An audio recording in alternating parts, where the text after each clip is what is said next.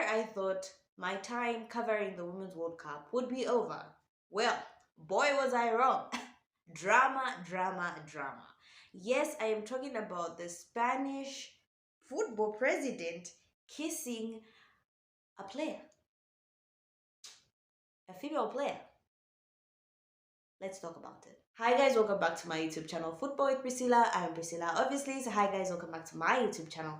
Now this particular topic, I didn't know. I've been debating as to whether I should talk about it or not. I have a passion for women in sports, so I feel like I need to talk about it. Ladies and gentlemen, after the Women's World Cup ended, we were so happy. I was happy that Spain won. And then as the ladies were going to get their trophy, you know, they were busy passing, greeting all those people that stand there by the podium.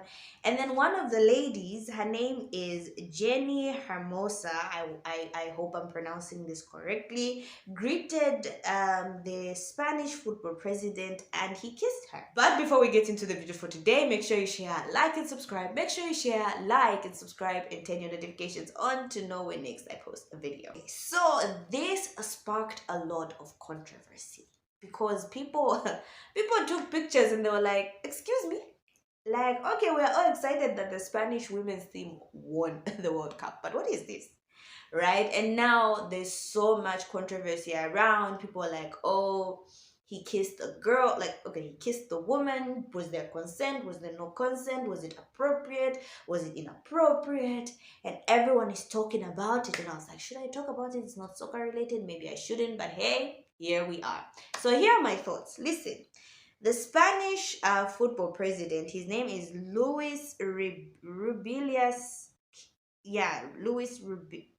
I don't know how to pronounce this name. But anyway, we get it. He's the Spanish football president, right? He says, in his words, that the kiss was the same I could give one of my daughters. Like, he said it wasn't a big deal. It was something that I can... Okay, I'm paraphrasing. These are not his exact words, but like, I'm just... You know, he said, yeah, this is a kiss which... it's a kiss... The kiss was the same I could give any of my daughters. It's according to him. So I'm assuming for him, he didn't, it wasn't a big deal. Then for Jenny Hermosa, people asked, like, did you consent to it? Like, were you okay? Because the Spanish president said, oh no, you know, she kind of consented. I don't know, like, he was trying to insinuate, like, oh, she was okay with it. Like, it was in the heat of the moment, we're all excited and happy and we just, you know. And she said she did not consent to it. She was just like, oh my God. Oh, she was just like, wait, what's happening? And boom.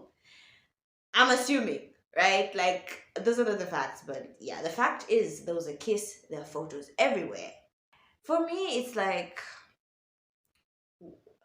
we have reached a stage for women where we are uplifting women in sports so much. Having the Women's World Cup and the way it's been received all around the world, in this few years, women's football has been uplifted and a lot of people have been watching and, you know, like, a lot of people have been supporting it, right? So I feel like this happening takes us back. And why I say this is because generally,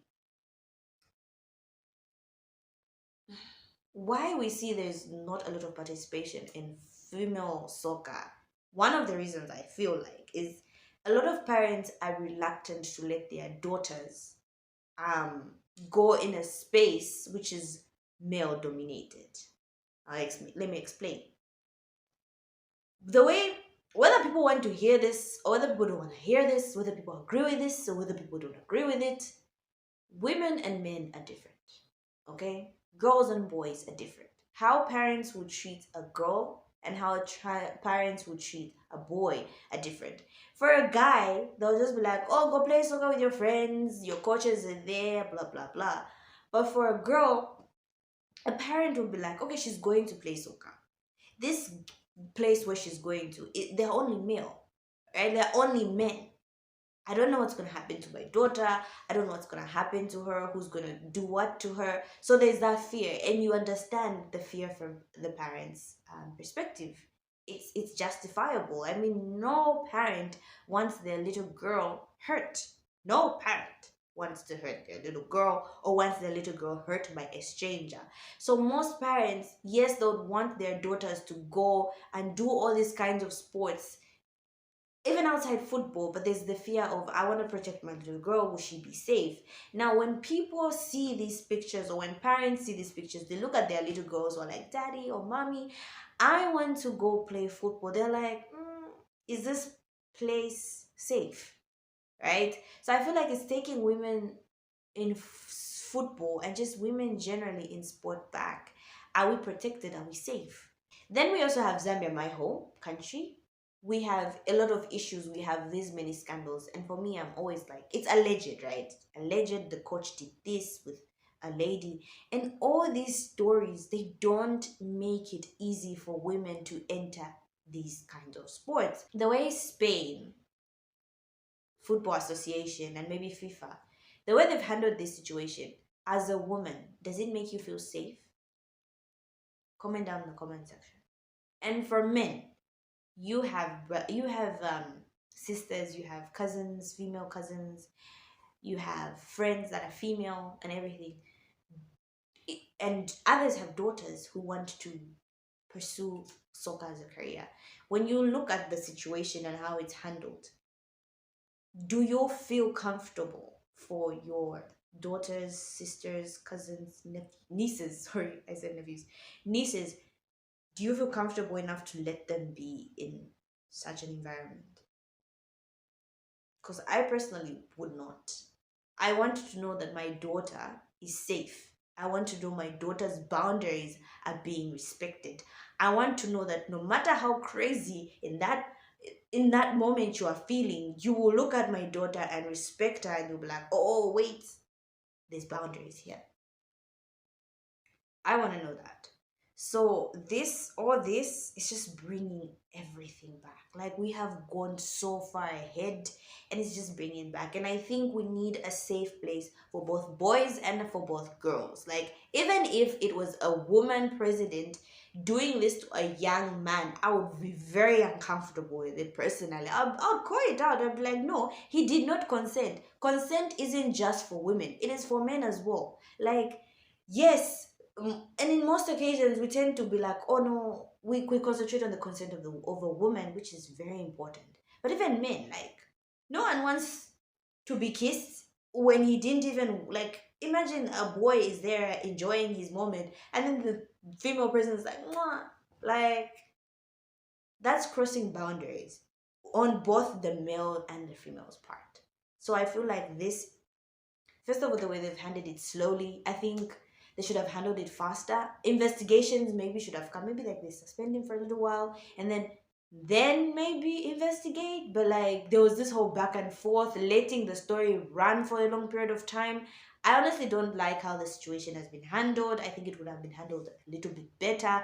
But I feel like now we can learn and we can put in systems on how to handle these various situations, so that when we are faced with this situation, we have a procedure and we say, oh, this is what has happened, this is how we're supposed to go about it. But for me, I don't like how the situation has been handled slowly. I feel like it should. I understand there was supposed to be like an investigation, but the pictures were there. Like the pictures were there. I'm not saying we should make any rash decisions on the man. Maybe it can be genuine. I don't know, but still, it was just wrong. Like it was wrong, you know. So I think such things should be seen first, and I think they should be handled first, and I think we should learn from such circumstances, and they should be put in. They should be. We should find a way in which we can handle them, right? We should be able to protect women. If we want to say we want a lot of women in football, we want a lot of girls to participate in football, we should remember that there's always these dangers that are there, these situations, these controversies, which are actually the reason why a lot of parents will not let their daughters pursue soccer, and a lot and also this is what bars a lot of girls from joining these teams or even doing soccer, because there are a lot of stories where we hear, oh no, in order for me to do this I had to do that. Like we should actually be fighting that little girls and women in general should not have to do something when they have the skill just to achieve a certain goal. Like they should have to Just the skill should be enough and should not have to go extra. Now, I'm not saying that this woman had to go extra or anything. I'm just saying we should create a safe space, even in soccer, even in sport, and in any working environment anyway, for women to just excel with their skill and based on their talents. So yeah, I don't know if people will be interested in this video, but I just wanted to talk about it. I feel like as women, and even for us women content creators, if we're not discussing these topics, who's going to? Like, it's about us, so we might as well talk about it anyway, whether people like the video, whether people view the video.